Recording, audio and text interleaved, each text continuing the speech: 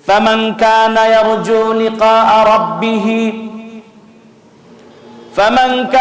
يرجو لقاء ربه فليعمل عملا صالحا ولا يشرك بعبادة ربه أحدا। আল্লাহ বলছেন ফামান কানা ইয়ারজু লিকা রাব্বিহ, তোমাদের মধ্যে যে সমস্ত ব্যক্তিরা তার রবের সাথে সাক্ষাতের আশা রাখে, সে আশা রাখে যে তার সাথে তার রবের সাথে সাক্ষাৎ হবে, সে তার রবকে সাক্ষাৎ করবে, সে তার রবকে দেখবে। আমালান সালিহা, ওই ব্যক্তি যদি অবশ্যই ভালো ভালো নেক আমল করে, পড়েন সুবহানাল্লাহ। আমরা প্রত্যেকেই চাই আল্লাহর সাথে সাক্ষাৎ হোক, চাই কি চাই না? প্রত্যেকেই চাই। এই জন্য আমার আল্লাহ বলছেন, বান্দারে তুমি যদি আমাকে দেখতে চাও, আমি আল্লাহর দর্শন লাভ করতে চাও, আমার সাথে তুমি যদি সাক্ষাৎ করতে চাও, তাহলে 1 নাম্বার শর্ত হলো অবশ্যই তোমাকে নেক আমল করতে হবে। এই নেক আমলের ক্ষেত্রে আমাদের যে শর্তটা ইখলাস থাকতে হবে। আল্লাহ বলেন ওয়ালা ইউশরিক বিইবাদাতি রাব্বিহি আহাদা, ওয়ালা ইউশরিক বিইবাদাতি রাব্বিহি আহাদা। ও বান্দারে, তুমি যে আমলগুলো আমার জন্য করবা, যে নেক আমলগুলো তুমি সম্পাদন করবা, এই আমলের সাথে তুমি অন্য কোন ব্যক্তিকে তোমার রবের সাথে শরীক সাব্যস্ত করবা না। অর্থাৎ তুমি এমন ভাবে আমলটা করবা, ওই আমলটা একমাত্র কেবলমাত্র কার জন্য হতে হবে? আল্লাহর জন্য হতে হবে। আল্লাহ বলছেন, বান্দারে তুমি যদি আশা রাখো আমার সাথে কিয়ামতের ময়দানে আমার সাথে জান্নাতে তুমি সাক্ষাৎ করবা, তাহলে অবশ্যই তুমি ইবাদত করবা, আমল করবা, সালেহা নেক আমল করবা।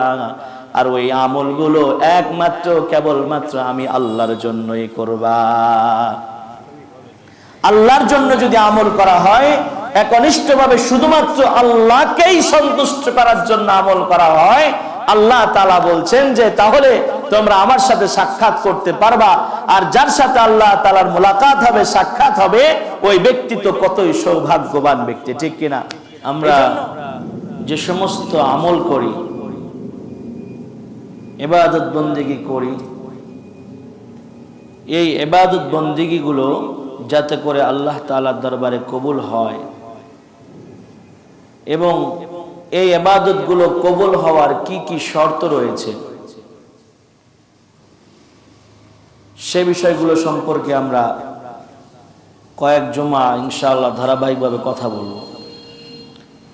তাহলে আমাদের আলোচ্য বিষয় হলো আমল কবুল হওয়ার শর্ত কি কি, কোন কোন কাজগুলো করলে আমাদের আমলগুলো কবুল হবে, আর কোনগুলো না করলে আমাদের আমল কবুল হবে না, সে বিষয়গুলো নিয়ে আমরা জানবো ইনশাআল্লাহ। দেখুন, আমরা আমল করি, আমরা যারা মুসলিম, যারা ঈমান এনেছি, আল্লাহর প্রতি বিশ্বাস স্থাপন করেছি, একত্ববাদে বিশ্বাস করি, রাসূলকে মেনে নিয়েছি, যারা আমরা কিয়ামত দিবসকে, পুনরুত্থান সম্পর্কে বিশ্বাস স্থাপন করি, যে আমরা যখন মারা যাব, মারা যাওয়ার পরেই আমাদের জিন্দেগি শেষ নয়, বরং মারা যাওয়ার পর থেকেই আমাদের মূল জীবন শুরু হবে। এমন একটা জীবনের শুরু হবে যে জীবনের কোনো শেষ হবে না, যার শুরু আছে কোনো শেষ নেই। এই বিষয়গুলো যারা আমরা বিশ্বাস করি, এক কথায় যারা আমরা মুমিন, আমাদের জীবনের সবার একটাই আশা, আমরা জান্নাতি হব, আমরা জান্নাতে যেতে চাই, আমরা জাহান্নাম থেকে বাঁচতে চাই। এই জান্নাতি হতে, জাহান্নাম থেকে বাঁচতে হলে আমাদেরকে আমল করতে হয়। আমরা আমল ঠিক মতো করি, কিন্তু সমস্যা হচ্ছে আমি যে আমলগুলো করে যাচ্ছি, এই আমলগুলো ঠিক মতো আদায় হচ্ছে কিনা, এটা একটা বিষয়। দ্বিতীয় আরেকটা বিষয় হলো, এই আমলগুলো হচ্ছে কিন্তু এগুলো আল্লাহর দরবারে কবুল হচ্ছে কিনা, সেটা আরেকটা বিষয়। আমরা আমলকে যেমন গুরুত্ব দেই, আমল যেভাবে করি, নামাজ কালাম যেভাবে ঠিকঠাক মতো আদায় করার চেষ্টা করি, এর চেয়েও বেশি আমাদেরকে গুরুত্ব দিতে হবে আমি যতটুকু আমল করলাম এই আমলগুলো আল্লাহর দরবারে কবুল হচ্ছে কি হচ্ছে না সে বিষয়টাকে যাচাই বাছাই করতে হবে। সারা জীবন আমল করলাম, এই যে ভোর রাতে ঘুম থেকে জাগ্রত হয়ে আরামের ঘুমগুলোকে ছেড়ে দিয়ে কষ্ট করে ঠান্ডা পানি দিয়ে ওযু করে মসজিদে আসলাম, দাঁড়িয়ে দাঁড়িয়ে নামাজ আদায় করলাম, দোয়া দরুদ করলাম, এই যে এত কষ্ট করলাম, পরিশ্রম করলাম, অবশ্যই প্রত্যেকের মনের চাহিদা হলো আমরা আল্লাহর কাছে ফলাফল পেতে চাই। কিন্তু এই কষ্টের আমলগুলোও যদি আল্লাহ তাআলার দরবারে কবুল না হয় তাহলে কেমন যেন আমাদের আমলগুলোই বৃথা হয়ে গেল। কষ্ট ঠিকই করলাম কিন্তু পরিশ্রমের যে ফল সেটা ঘরে তুলতে পারলাম না। সারা বছর কৃষক ক্ষেতের মধ্যে কাজ করলো, জমিতে কাজ করলো, ফসল ফলালো, টাকা পয়সা খরচ করলো, কত পরিশ্রম কসরত করলো, শেষ সময় গিয়ে যদি সেটার ফলাফল না পায় তাহলে পুরাটাই তার ব্যর্থ হয়ে যায়। আমরাও ঈমান এনেছি, মুসলমান হয়েছি, সারা জীবন আমল করলাম কিন্তু আমলগুলো কবুল হচ্ছে কি হচ্ছে না সে বিষয়টির দিকে ভ্রুক্ষেপ করলাম না, সে বিষয়টির দিকে লক্ষ্য করলাম না, তাহলে আমরাও সেই কৃষক যেমন পরিশেষে ফল না তুলতে পারলে যেমন ব্যর্থ হয়ে যায়, অসফল হয়ে যায়, ঠিক তদ্রুপভাবে আমরাও সারা জীবন আমল করব, আমলগুলো যদি কবুল না হয় তাহলে আমরাও তাদের মতো ব্যর্থ হয়ে গেলাম।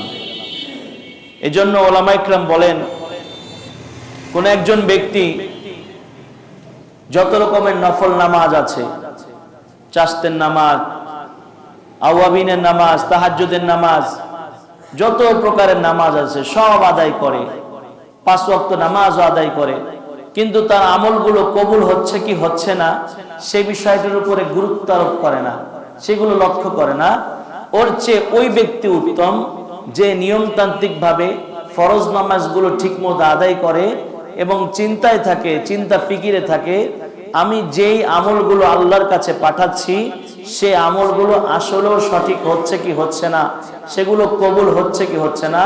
ওলামারা বলেন যে এরা হচ্ছে সবচেয়ে দামি ব্যক্তি এবং এদের আমলটাই আল্লাহ তাআলার কাছে বেশি গ্রহণযোগ্য হবে।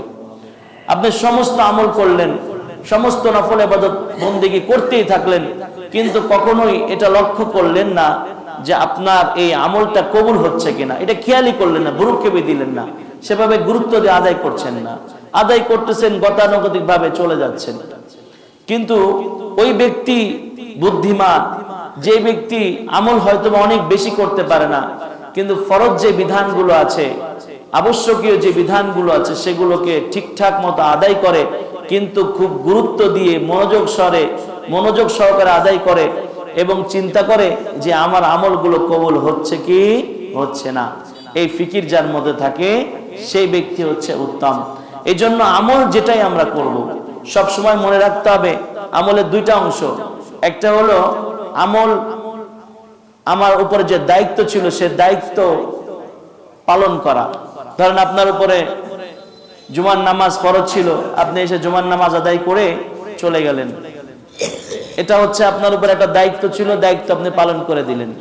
কিন্তু এরপরে এই কাজটা কি আল্লাহর দরবারে কবুল হয়েছে কি হয়েছে না এই বিষয়টা নিয়ে আমাদের একটু ফিকির করা দরকার। আমাকে কাজ করতে দিল কোন একজন মালিক অথবা কোন একটা লোক, আমাকে একটা কাজ দিল, আমি আমার মতো করে কাজটা করে রেখে দিলাম, আমি ভ্রুক্ষেপ করলাম না যে আমার কাজটা কি গ্রহণযোগ্য হবে কি হবে না, এদিকে আমি দেখলাম না, তাহলে আমি ওই ব্যক্তির কাছে সেই কাজটা সে গ্রহণ করতে পারে আবার নাও পারে। যদি আমার কাজটা সুন্দর হয়, ভালো হয়, গুরুত্ব দিয়ে আদায় করি তাহলে সে কবুল করবে, গ্রহণ করবে, আর যদি সেটা না হয় তাহলে সে গ্রহণ করবে না। এই জন্য হযরত আলী রাদিয়াল্লাহু তাআলা আনহু বলেছেন, قال علي بن ابي طالب, আলী ইবনে আবি তালিব রাদিয়াল্লাহু তাআলা আনহু বলেন, কুনু লিকবুলিল আমালি কুনু লিকবুলিল আমালি আশাদ্দা হাম্মাম মিনকুম বিল আমাল। তোমরা তোমাদের আমলগুলোকে, তোমরা যে আমলগুলো করতেছো এই আমলগুলোকে যত বেশি গুরুত্ব দিয়ে করো, তোমাদের আমলগুলো আল্লাহ তাআলার দরবারে কবুল হয় কিনা সে বিষয়টাকে তার চেয়েও বেশি গুরুত্ব দাও। আলী রাদিয়াল্লাহু তাআলা আনহু বলছেন, তুমি যে আমলগুলো করতেছো এই আমলগুলো যতটুকু গুরুত্ব দাও এর চেয়ে বেশি গুরুত্ব দেওয়ার দরকার যে এই আমলগুলো আমার কবুল হচ্ছে কি হচ্ছে না। কেন? আলী রাদিয়াল্লাহু তাআলা আনহু কারণ দর্শিয়েছেন। তিনি বলছেন, আলাম তাসমাউ আল্লাহ ইয়াকুলুহু ইন্নামা ইয়াতাকাব্বালুল্লাহু মিনাল মুত্তাকিন। হযরত আলী রাদিয়াল্লাহু তাআলা আনহু বলেন, তোমরা যে আমলটা করেছো, এই যে আমলটা করলা, এই আমলটাকে যতটা গুরুত্ব দিয়ে করলা তার চেয়ে বেশি গুরুত্ব দিবা কবুল হয়েছে কি হয়েছে না সে বিষয়ের দিকে লক্ষ্য রাখবা। কেন তোমরা কি শোনো নাই? আল্লাহ তাআলা কি তোমাদেরকে বলে নাই? আল্লাহ পাক রব্বুল আলামিন সূরা মায়েদার মধ্যে বলেছেন, ইন্নামা ইয়াতাকাব্বালুল্লাহু মিনাল মুত্তাকিন। আল্লাহ পাক রব্বুল আলামিন তোমাদের ওই ব্যক্তিদের আমলগুলো কবুল করে নেন যে সমস্ত ব্যক্তিরা আল্লাহ তাআলাকে বেশি ভয় করে। যারা আল্লাহকে বেশি ভয় করে, আল্লাহর প্রতি তাদের ভয় আছে, ওই সমস্ত ব্যক্তিদের আমলগুলোকে আল্লাহ তাআলা কবুল করে নেন। এজন্য আলী রাদিয়াল্লাহু তাআলা আনহু বলছেন, তোমরা যে আমলটা করো খুব গুরুত্ব দিয়ে করো। এই আমলটা যতটা গুরুত্ব দিয়ে করবা, আমলটা কবুল হয়েছে কি হয় নাই, যাতে করে কবুল হয় এই জন্য আরো বেশি পরিমাণে তোমাদেরকে গুরুত্ব দিতে হবে। এজন্য আমরা আমল যেটাই করতেছি এটা কি একটু গুরুত্ব দিয়ে করা যাবে ইনশাআল্লাহ? আমল তো করতেছি, নামাজ তো পড়তেই আসছি, আল্লাহ তো এই পর্যন্ত নিয়েই আসছেন, যাচাই বাছাই করে সবাই তো আর আসতে পারে নাই, সবাইকে আল্লাহ তৌফিক দেয় নাই, আমাদেরকে তৌফিক দিয়েছেন। বুঝতে হবে আল্লাহ তাআলা আমাদের প্রতি রাজি খুশি আছেন। যেহেতু এসেই পড়েছি, আল্লাহ যেহেতু এনেছেন আমাদেরকে নামাজের জন্য, সুতরাং এই সময়টাকে একটু গুরুত্ব দিয়ে করলেই কি সমস্যা? কোনো সমস্যা নাই। এই সময় অমনোযোগী হওয়ার কোনো দরকার নেই, বরং মনোযোগী হয়ে আমলটাকে সুন্দরভাবে সম্পাদন করা এবং আল্লাহ তাআলার কাছে কবুল করানোর আশা রাখা, আল্লাহ আমার এই আমলটা তুমি কবুল করো। বান্দার জিন্দেগিতে যদি অনলি 2 রাকাত নামাজও কবুল হয়ে যায়, ওই ব্যক্তির জন্য জান্নাত দিয়ে দিবেন কে? আল্লাহ তাআলা। সুতরাং কবুলের জন্য খুব আমাদেরকে গুরুত্ব দিতে হবে। দেখুন, কিছু আমল এমন আছে যে আমলগুলো জমিনেই পড়ে থাকবে, আসমানে উঠবে না। যে আমলগুলো জমিনে থাকবে, আসমান পর্যন্ত উঠবে না। তো যে আমলগুলো আসমান পর্যন্ত উঠবে না, ওইগুলো কি আল্লাহ তাআলার যে মিজান আছে, যে পাল্লা আছে, যেখানে সওয়াবগুলোকে পরিমাপ করা হবে, সে পর্যন্ত উঠবে নাকি? সুযোগই নাই, আসমান পর্যন্ত তো উঠে নাই। কিছু আমল এমন আছে বান্দা করে যে আমলগুলোর প্রতি তেমন ভ্রুক্ষেপ করে না, গুরুত্ব দেয় না। আমরা আগে বলেছিলাম যে দোয়া করতেছি, ব্যাস হুজুর বলতেছে আমিন আমিন বলতেছি, খবরও নাই কি বলতেছি, এরকম না। এই জন্য কিছু আমল বান্দার এমন আছে যে আমলগুলো জমিনেই থাকে, এটা আসমান পর্যন্ত উঠে যায় না। এবং ওই আমলগুলো আল্লাহ পাক রব্বুল আলামিন মিজান, যে পাল্লা আছে, যেটা আমরা মিজান বলে থাকি, আমরা মিজান নামে চিনে থাকি, যে পাল্লাটা আল্লাহ তাআলা কিয়ামতের ময়দানে কায়েম করবেন বান্দাদের আমলগুলোকে পরিমাপ করার জন্য। ওই পাল্লায় এই আমলগুলো উঠারই উপযুক্ত হবে না। পড়েন নাউজুবিল্লাহ। মানে কি আমল করলাম যে আমলগুলো সেখানে কি হবে না, উঠারই উপযুক্ত হবে না। দেখুন আল্লাহ তাআলা সূরা কাফের 105 নম্বর আয়াতের মধ্যে বলছেন, ফালা নুকিমু লাহুম ইয়াওমাল কিয়ামাতি ওয়াজনা। বান্দারা যে সমস্ত আমল করে, এই আমলগুলোর মধ্যে কিছু আমল এমন থাকবে যে আমলগুলোকে আমি আল্লাহ আমার পাল্লার মধ্যেই উঠাবো না। নাউজুবিল্লাহি মিন যালিক। আল্লাহ বলছেন বান্দার এমন কিছু আমল আছে যে আমলগুলো আমি আল্লাহ তাআলা পাল্লাই আনবো না, সে পাল্লার উপযুক্তই হবে না। মানে পাল্লা ওঠার জন্য কিছু কোয়ালিটি লাগে। দেখেন আমরা যখন বাজারে কোনো কিছু কিনতে যাই, সবকিছু কি কিনি নাকি? 10টা জিনিস দেখলে একটা কিনি, তাই না? কেন? আমাদের চোখে সেটা কোয়ালিটিফুল হতে হবে। কম দামি জিনিসও কিনলে আমরা চিন্তা করি যে ভালো কোনটা। কটা আলু কিনতে গেলেও আলুগুলোকে বেছে বেছে তারপরে নেই, সব আলু দিলে নিতে চাই না। কেন?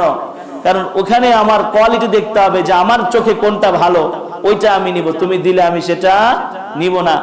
আমাদের এই যে বাংলাদেশে গার্মেন্টস ফ্যাক্টরিতে অভাব নাই, বিদেশি বায়াররা আসে বিদেশ থেকে, এসে এসে বাংলাদেশ থেকে মাল নিয়ে যায়, কিন্তু কোম্পানির পক্ষ থেকেও বিভিন্ন চেকাররা থাকে, চেকিং করে, প্রত্যেকটা প্রোডাক্টকে কয়েকবার চেকিং করা হয়, একটার পর একটা চেক হতে থাকে। সামান্য পরিমাণ একটু সমস্যা যদি হয় সাথে সাথে সেটাকে রিজেক্ট করে দেয়, দেখছেন না? সাথে সাথে রিজেক্ট করে দেয়। এরপরেও যদি বিদেশি বায়াররা আইসা কোনো মালের মধ্যে কোনো ঝামেলা দেখে, ওইটাকে তারা ওইটা আর গ্রহণ করে না। তাতে যদি তোমার 2-4-5 কোটি টাকা লস হয়ে যায় সেটা তাদের দেখার বিষয় না। আমি এমনও লোককে দেখছি, একদিন বলতেছিলেন এক ব্যক্তি যে হুজুর আজকে অনেক বড় একটা সমস্যার সম্মুখীন হয়েছি। কি সমস্যা? বলতেছে যে একটা ডিজাইনে একটা লোগোর মধ্যে একটু ভুল করছিলাম, যার কারণে পুরো কোম্পানি প্রায় 3 কোটি টাকার মাল বাদ হয়ে গেছে। বায়ার কোনোভাবেই সেটা নিবে না। কেন নিবে না? কারণ হলো সে যে কোয়ালিটি আমাদেরকে দিয়েছিল সেই কোয়ালিটির মধ্যে সামান্য পরিমাণে একটু খুঁত দেখা দিয়েছে। আচ্ছা বলুন তো, মানুষ যদি প্রত্যেকটা জিনিসকে কেনার আগে, নেওয়ার আগে ওটার কোয়ালিটি যাচাই বাছাই করে এবং তারপরে কোয়ালিটি ভালো হলে, তার মন মতো হলে সেটা গ্রহণ করে, তাহলে মানুষের চাইতে তো আমার আল্লাহ আরো হাজার হাজার কোটি কোটি গুণ বেশি কোয়ালিটিফুল পারসন। সুতরাং তিনি যদি আমাদের আমলগুলোকে যাচাই বাছাই করেন, তাহলে কোনটা মানদণ্ডে টিকবে আর টিকবে না একটু চিন্তা করে দেখেছেন? এই জন্য কোয়ালিটিফুল হতে হবে। আমার আল্লাহ বলেন কিছু আমল এমন আছে যে আমলগুলো আমার মিজানে ওঠার উপযুক্তই হবে না, সেগুলোকে আমি আমার মিজানে উঠাবো না।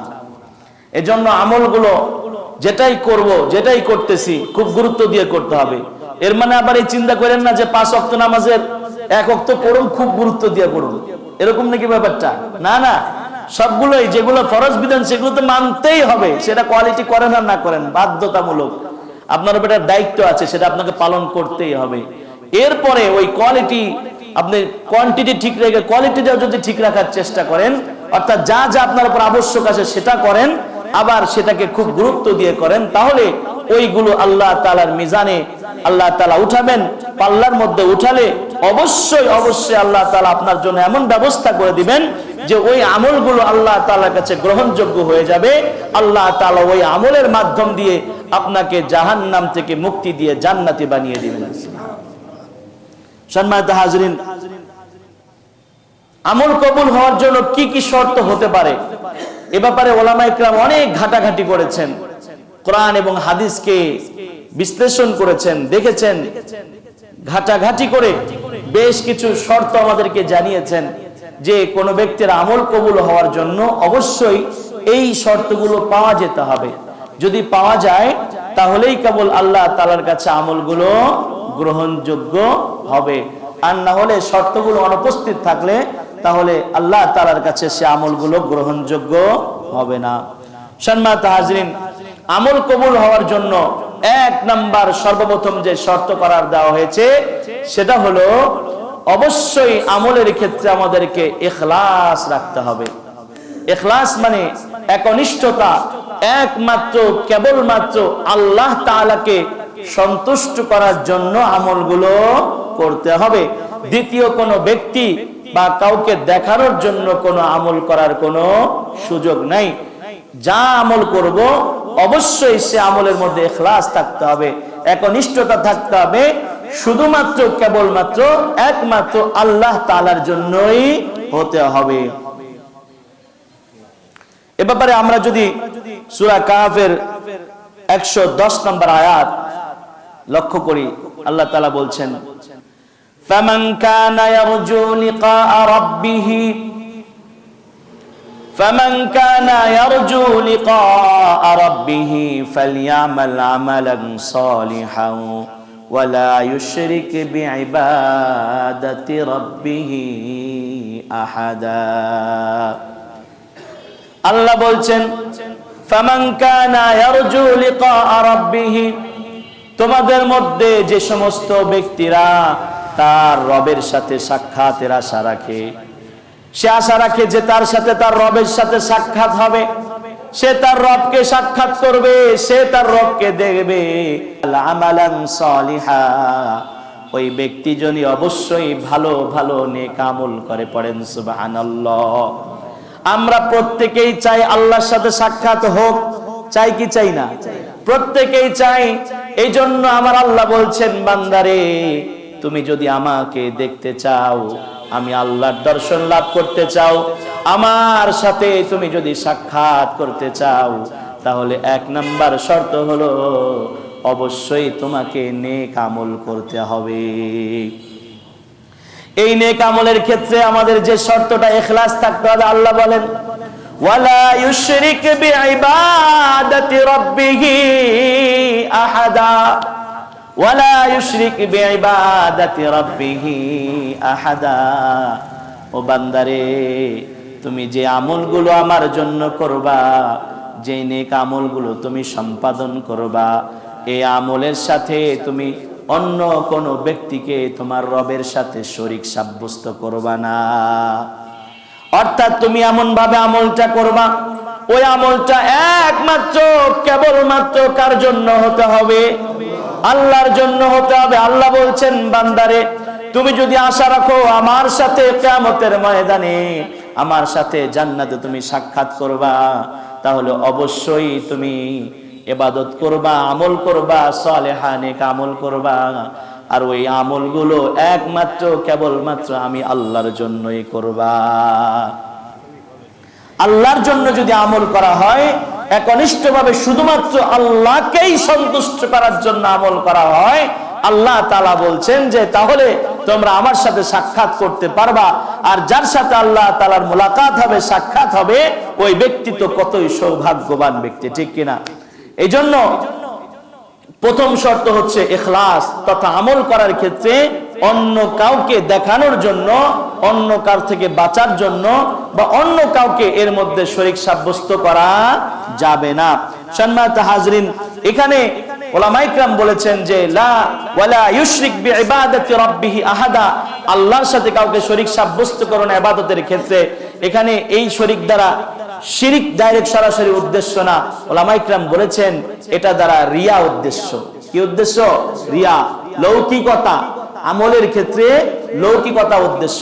কারণ যে ব্যক্তি ঈমান এনেছে, যে ঈমান আনে, সে আমল করতে গিয়ে আর অন্য কাউকে সাধারণত শরীক করে না। সে কি অন্য কোনো খোদার জন্য আমল করে নাকি? করে না। আল্লাহর জন্য তো আমল করতে আসছে, আল্লাহকে সন্তুষ্ট করার জন্য। তাহলে এনে আল্লাহ তাআলা শিরিকের কথা কেন বললেন? উলামায়ে কিরাম বলছেন যে এটা হচ্ছে ছোট শিরিক। কি শিরিক? ছোট শিরিক, রিয়া। রিয়া মানে হলো লৌকিকতা, মানুষ দেখানো, লোক দেখানো উদ্দেশ্য করে আমল করা। আপনি নামাজ পড়তে আসছেন, কি উদ্দেশ্য? আল্লাহকে সন্তুষ্ট করা। কোন ব্যক্তি যদি চিন্তা করে যে আমি যদি মসজিদে না যাই তাহলে আমাকে মানুষ কি বলবে, এই যে কি বলবে এই চিন্তা, মানুষ কি বলবে, এই চিন্তা যখন আপনার মধ্যে আসলো, তখন আপনার মধ্যে এক ধরনের রিয়া চলে আসলো, মানুষ দেখানোটা চলে আসলো। এটা করা যাবে না। আল্লাহ তাআলা, আল্লাহর সাথে যদি আমরা সাক্ষাৎ করতে চাই, তাহলে একনিষ্ঠ আল্লাহ তাআলার জন্য ইবাদত করতে হবে। আল্লাহ তাআলা আরো স্পষ্ট করে বলছেন সূরা বাইয়িনার মধ্যে, আল্লাহ পাক রব্বুল আলামিন সূরা বাইয়িনার 5 নম্বর আয়াত আল্লাহ বলেন, ওয়ামা উমিরু ইল্লা লিয়াবুদুল্লাহ ওয়ামা উমিরু ইল্লা লিয়াবুদুল্লাহ মুখলিসিনা লাহুদ্দিন। আল্লাহ বলে, আমি বান্দাদেরকে ইবাদত করার জন্য নির্দেশ দিয়েছি। ও বান্দারে, তোমরা একনিষ্ঠভাবে আমার জন্যই তোমরা ইবাদত বন্দেগী করবা।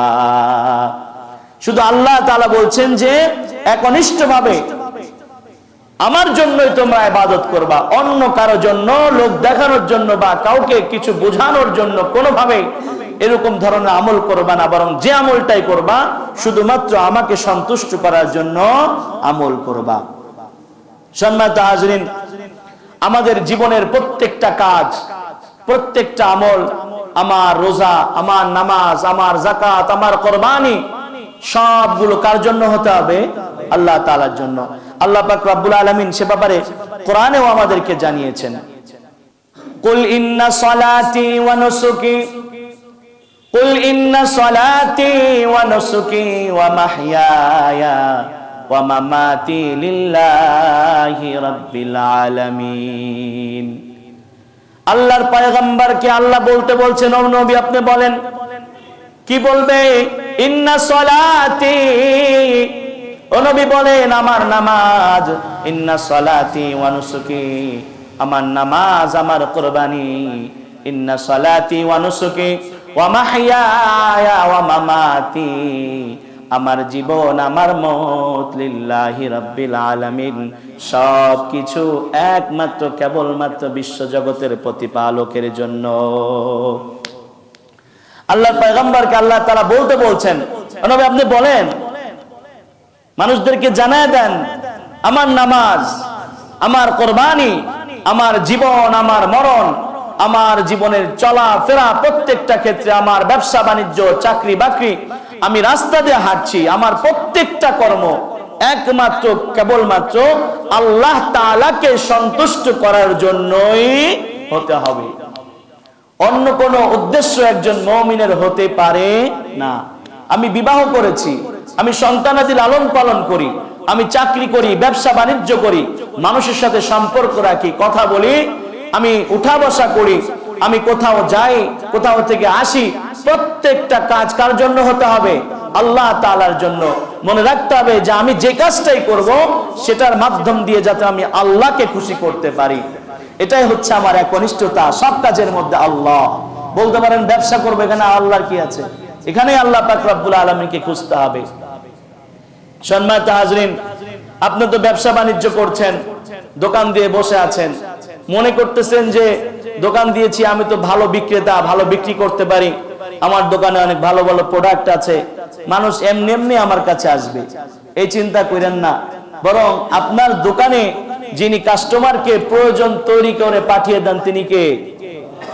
আপনি কল্পনাও করতে পারবেন না কিভাবে এটাকে আল্লাহ পাক রব্বুল আলামিন আপনার জন্য সাজিয়েছেন।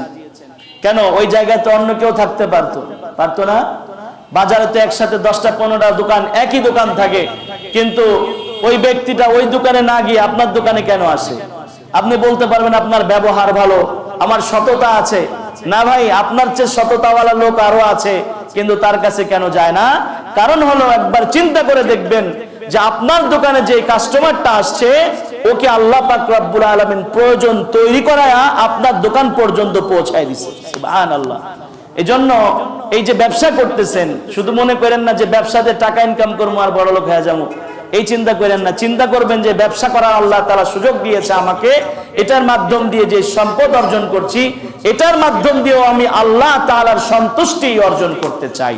এই চিন্তা ভাবনা যখন থাকবে তখনই কেবল আপনি সফল হবেন, না হলে কখনোই আপনার দ্বারা সফলতা সম্ভব নয়। সম্মানিত হাজরিন, এই জন্য যেই কাজটাই করি সমস্ত কাজ কার জন্য হবে? আল্লাহ তাআলার জন্য।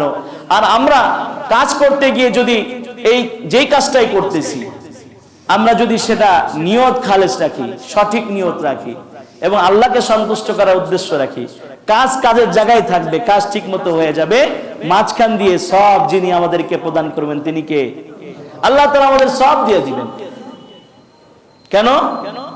শুধুমাত্র নিয়তের পার্থক্যের কারণ। আমরা বলেছিলাম, মাঝে মাঝেই বলি, আপনার ঘরের জানলাটা কেটেছেন মূলত তো বাতাস খাবেন, সেই জন্যই তো নিয়তটা করে নেন যে মসজিদ থেকে যে সুমধুর আওয়াজ ভেসে আসবে আজানের, ওটা শোনার জন্য জানলাটা কেটেছি। আপনার কি বাতাস বন্ধ হয়ে যাবে নাকি? বাতাস বন্ধ হবে না, কিন্তু সবটা আপনি ঠিকই পেয়ে গেছেন শুধু নিয়তের পরিবর্তনের কারণে। এজন্য আল্লাহর পয়গম্বর বলেছেন, ইন্নামাল আমালু বিন্নিয়াত, বান্দা যে নিয়ত করবে সেই নিয়ত অনুযায়ী আল্লাহ তাআলা বান্দাকে ফলাফল দান করবেন। সুবহানাল্লাহ। ইমাম বুখারী রাহমাতুল্লাহি আলাইহি তার বিখ্যাত সহিহ বুখারী গ্রন্থ শুরু করেছেন এই হাদিসের মাধ্যম দিয়ে।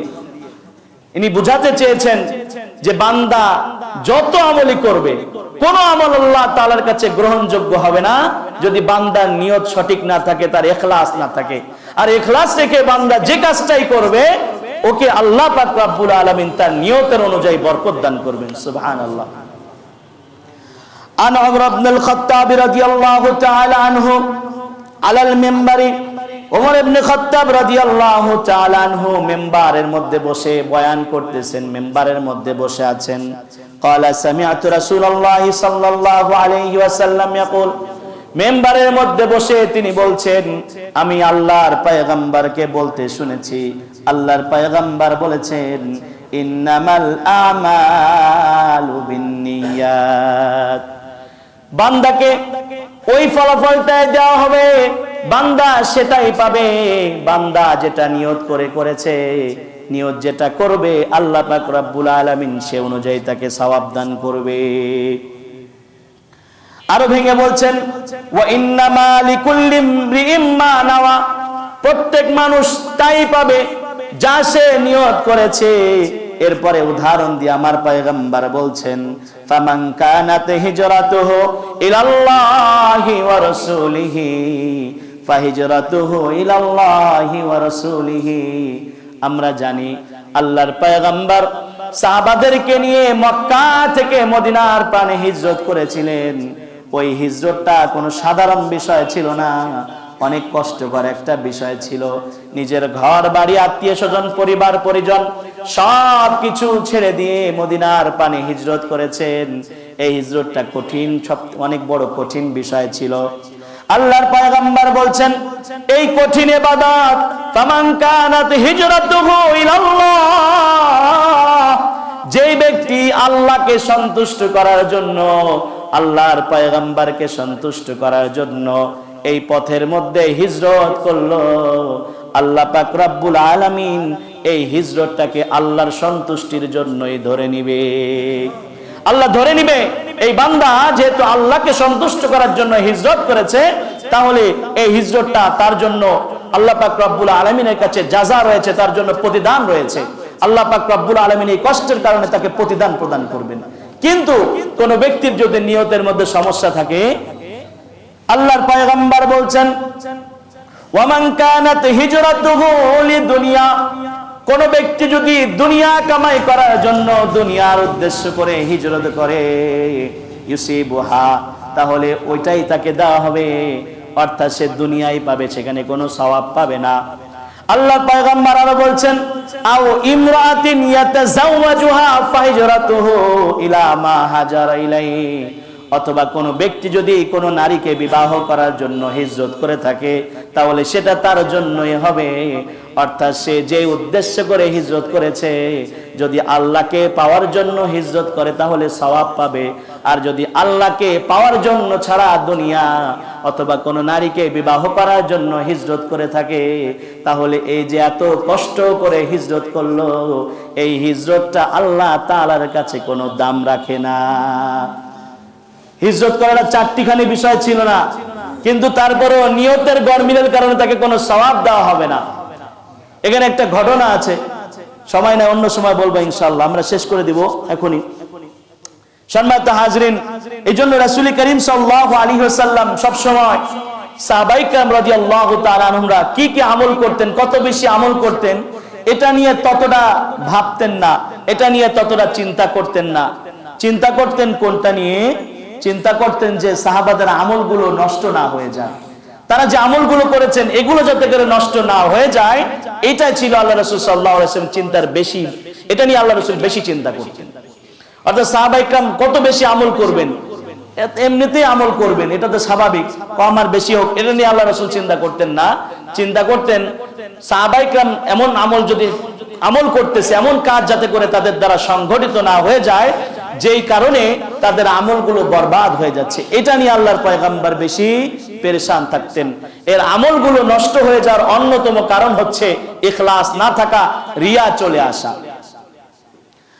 আন মাহমুদ ইবনে লাবিদ রাদিয়াল্লাহু তাআলা আনহু, মাহমুদ ইবনে লাবিদ রাদিয়াল্লাহু তাআলা আনহু থেকে বর্ণিত, আন্না রাসূলুল্লাহ সাল্লাল্লাহু আলাইহি ওয়াসাল্লাম قال, আল্লাহর পয়গম্বর বলেছেন, ইন্না আখওয়াফা মা আখাফু আলাইকুমুশ শিরকুল আসগর, আল্লাহর পয়গম্বর বলেছেন, ও আমার সাহাবীরা রে, আমি তোমাদের ব্যাপারে, আমলের ব্যাপারে তেমন কোনো ভয় পাই না, কিন্তু তোমাদের জন্য সবচেয়ে যে বিষয়টা নিয়ে ভয় থাকি সেটা হলো শিরকে আসগর।